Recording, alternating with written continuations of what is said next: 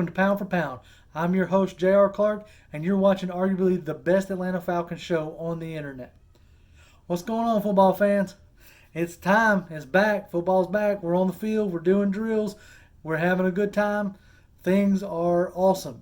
The stuff gets my blood pumping, gets them, that blood flowing, because our players are back to doing football activities for realsies.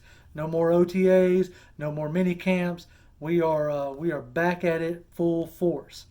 We got a couple days of practice in already. We got a couple days in pads already. So let's just do kind of like a quick recap before we jump into our main topic. Started off on kind of a somber note with J.J. Wilcox and Michael Bennett potentially going out for the entire year. Wilcox tore his ACL. He'll definitely be out for the entire year. And Michael Bennett broke his ankle. The initial reports that he was out indefinitely, and now they've come out saying that he might be able to return by the end of the season. So that could, provide a decent little bump towards the end of the year, hopefully going into the playoffs, right? But needless to say, it's almost an addition by subtraction, which kind of sucked in a sense for Michael Bennett, but good for the team because that forced their hand to go out and sign Allen Bailey. Now, Allen Bailey, as you remember, is a guy that they brought in early part of the offseason, kind of gave him a look over, and at the time decided not to sign him, but then you had Stephen Means and now Michael Bennett go down. So that was two potential depth and rotation pieces on the line. So in a way, it kind of forced their hand to have to try to go out and get somebody. So with the aforementioned having Allen Bailey in, they were already familiar with him. And it also helps that his former DC, Bob Sutton, is now on our coaching staff as a senior assistant. So he could definitely vouch for him and definitely, put in a good word with Quinn. So needless to say, we signed him with a 2-year deal, $10.5 million total. It's more or less like a 1-year deal with a team option, which is what you kind of see with some vets. So if he comes in and plays like he did last season, 6 sacks, and things playing the way he did in Kansas City, it wouldn't surprise me if the team just held on to him for that second year. But also today we got some interesting sound bites. We finally got the answer to the question that the Twitterverse has been ablaze about. Not just the Twitterverse. I'm kind of making poking jabs or whatnot, but not just the Twitterverse, but it's been the big off-season topic, and that is, are the Falcons switching to a 3-4 defense? The answer is no. The Falcons are not switching to a 3-4 defense. D. Orlando Ledbetter, who y'all know I'm not a huge fan of, put out an article today talking about the Falcons not switching to a 3-4 defense and having quotes directly from Quinn himself, saying what he was referring to with having guys stand up is more in tune with the fact that we're playing a lot of mobile quarterbacks this year with the Andrew Lucks and the Pat Mahomes and the, obviously you got Cam Newton twice a year and you got Kyler Murray down there in Arizona. So you're playing a handful of mobile quarterbacks this year, or more mobile quarterbacks, not your standard drop back passers, which the league is going to more of a scramble type quarterback anyway. So at the end of last season, Quinn decided to take a look at his entire defensive scheme. That much he said. He locked himself in a basement in a room somewhere and looked over 6,000 plays. Over 6,000 defensive snaps all the way back from his time in Seattle. And so naturally he's seen that he needs to adjust some things. That's just natural. As the offenses adjust, and the defenses need to adjust. He saw how offenses were attacking his defense, and he's making adjustments. Some of the quotes he said were, possibly standing up Tack and Vic more, or his ends more, so that they can see more of what's coming. Now, these are things that he admittedly just said he is just kind of toying with, looking at through the offseason and through the exhibition games. But he unequivocally said that they would not be switching schemes. So that's kind of what I alluded to back in, a couple videos ago. that I think what you're going to see is just some different looks from our defense this year. And, sometimes you're going to see Tack standing up, and you're going to see Vic standing up, which we're going to get back to that here in just a minute. But nonetheless, I think what you're going to see are things that he's switching up the fronts that he presents to offenses. He feels like the league has caught up to what he does in a sense and has found different ways to attack it. So as normal, he's just switching things up, as every good defensive coordinator should do. And he's back to being the defensive coordinator this year. He hasn't been the defensive coordinator since the back half of 2016 when he took play calling away from Rick Smith. So, as any good DC should, he's evaluating his players, he's evaluating his scheme, and making the necessary tweaks. And if there's one thing I could definitely say about Dan Quinn that he has said from day one of being here, is that he wants to put players in the best place to succeed. And line them up in the best possible way for those guys to perform at their best. Which, I'm sure that's every coach, but that is something that he has said more than once. So if deploying some more 3-4 looks in his scheme help do that, then of course he's going to do that. But he's not doing a wholesale scheme change. That is something that I didn't think, that he was going to do, because, that's tough to try to pull off in a year. Now, 4 or 5 years down the road, you may see that Dan Quinn has changed his entire scheme to a 3-4 scheme. And you're going to come back and you're going to say, see, JR, he changed his scheme. And that may happen. But it ain't happening this year. And he said so as much himself. Now, getting back to something I said a second ago, talking about Tack and Vic, right? You got Tack leaning down, or thinning down and slimming down and trying to get, quicker back to more of a comfortable playing weight. I think closer to what he was playing in college, trying to get that burst back, more so. So yeah, you might see him, stand up a little bit more, but I still think you're going to see both their hands in the dirt quite a bit. And if you go back and watch some of their college film, both of them, they rushed from 2-point and 3-point stances throughout their entire career. So heck, there were times where Tack was rushing 5 yards off the ball, and then there was times he was rushing from a defensive tackle spot. So these guys are used to being moved all around. That's what they're used to doing. So, that's what Dan Quinn is trying to do, is mix up his scheme, give some different looks. And it was something that my partner brought up.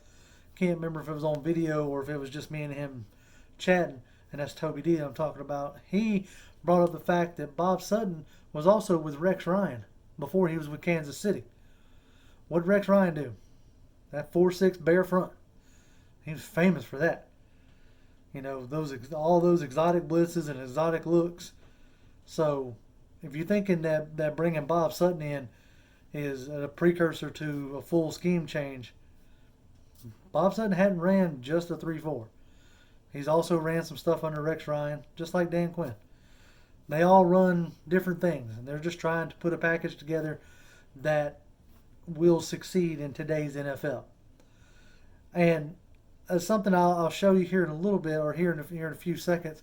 But as far as schemes go, you're in base scheme like 20-something% of the time.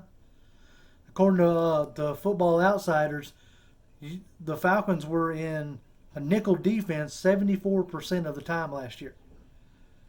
That's almost 3/4. That's 1% away from 3/4 of the time being in nickel defense.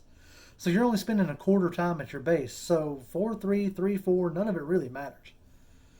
It's trying to get the right matchups and trying to get the best matchups to counteract what the offense is doing.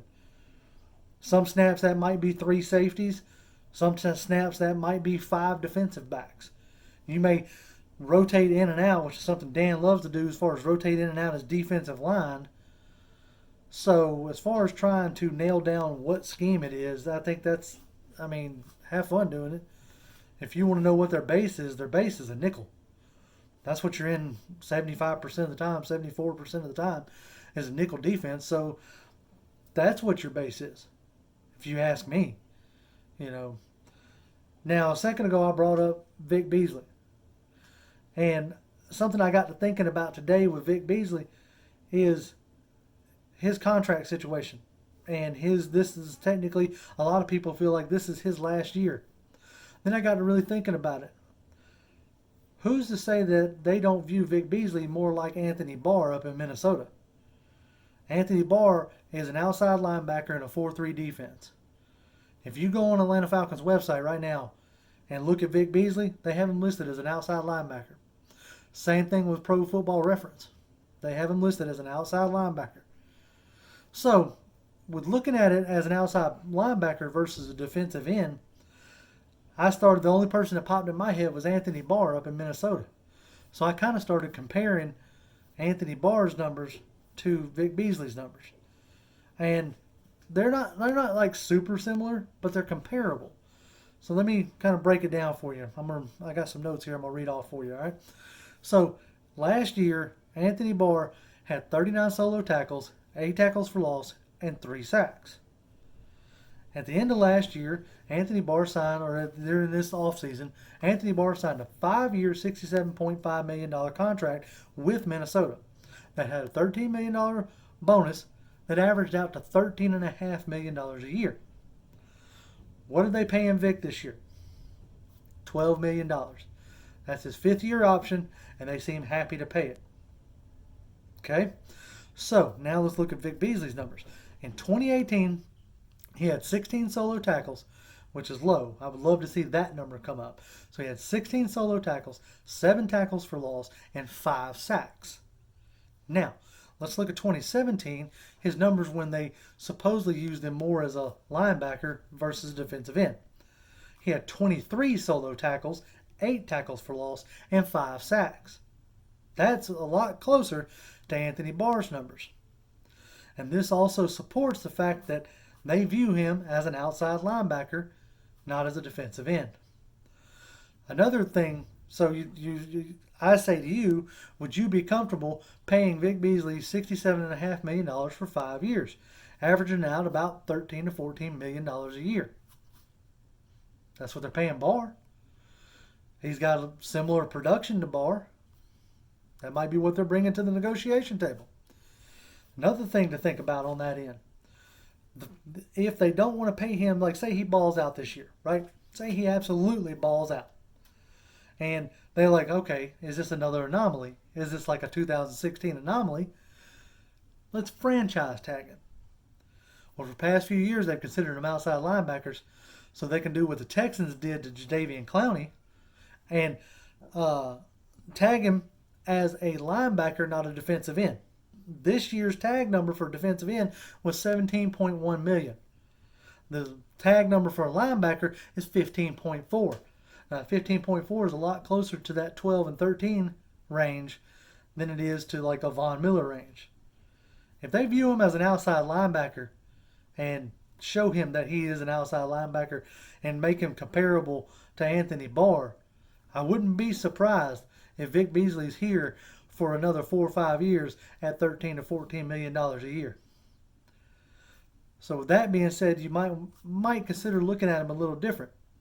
Me, myself, I hope he balls out. I hope he gets his brain together, in a sense, and starts putting in the effort and starts putting in the work. That I've heard more than one report saying that, he doesn't necessarily take coaching well or doesn't necessarily put in the effort. If that's the case, I hope he gets that straightened out. But I'm going to go ahead and call it. Dan Quinn and Thomas Dimitroff, they're the ones that know what he does and what he doesn't do. We can see it and we can speculate all we want to, but we're just fans. We're on the outside looking in, right? So if they decide to sign him at the end of this year, then I have to trust that he's giving them the production that they're looking for from that position. So that's how I see that going. Don't be surprised if Vic Beasley gets franchised at the end of this year for the linebacker wage, and then they try to sign him to a contract similar to Anthony Barr's, maybe a little lower. So, but that's what I got for you. Absolutely glad that that the Falcons are back at training camp and we actually have real football to talk about. So keep your eyes glued on this channel. We appreciate all the views, and we ask you, to keep viewing, keep sharing, keep commenting. If you want to follow us on Twitter, I'll have my Twitter handles down at the bottom at Grim1128. My partner's Twitter handle is TobyD1991. You can find us both on Twitter, tweeting out our opinions, tweeting out video clips, tweeting out, retweeting, tweet. And obviously you can find us on YouTube like you're finding us now. And we very much appreciate your views and your time. As always, Falcons fans, rise up.